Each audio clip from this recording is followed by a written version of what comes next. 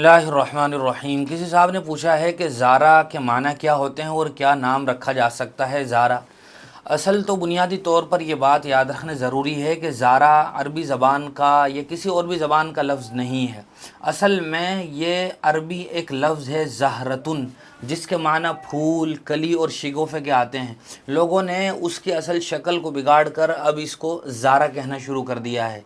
इसी तरह एक दूसरा लफ्ज़ आता है ज़ुहरा, जो एक सितारे का नाम है। इसी तरह अरबी ज़बान में आता है एक लफ्ज़ ज़ाइरा।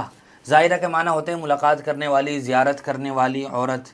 ये तमाम तर असल अल्फाज हैं जो इस्तेमाल होते हैं अरबी ज़बान में, लेकिन अब अंग्रेज़ी ज़बान की वजह से लोगों ने असल ज़हरा को ज़ारा कर दिया है, इसीलिए वो बोलने में भी ज़ारा ही बोलते हैं और लिखने में भी ज़ारा ही लिखते हैं। अंग्रेज़ी में ZARA लिखते हैं, लेकिन असल ये इसकी ज़हरा है या ज़ुहरा है या ज़ाइरा है। लिहाजा अगर ये नाम रखना हो तो उसको उसके असली तलफ़्फ़ुज़ के साथ ही पुकारना चाहिए, ज़हरा ही कहना चाहिए या ज़ाइरा कहना चाहिए।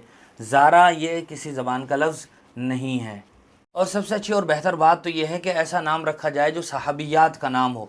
आयशा है, खदीजा है, जुवैरिया है, इसी तरह जो दिगर सहाबियात गुज़री हैं, या ये कि ऐसे नाम हो जिनका माना और भी अच्छा हो, तो ऐसे नामों का इंतखाब करना चाहिए जिसको बिगाड़ कर बोलना भी मुश्किल हो, उसके असल के साथ ही लोग उसको बोलते हों। ऐसा नाम रखना और भी अच्छा है।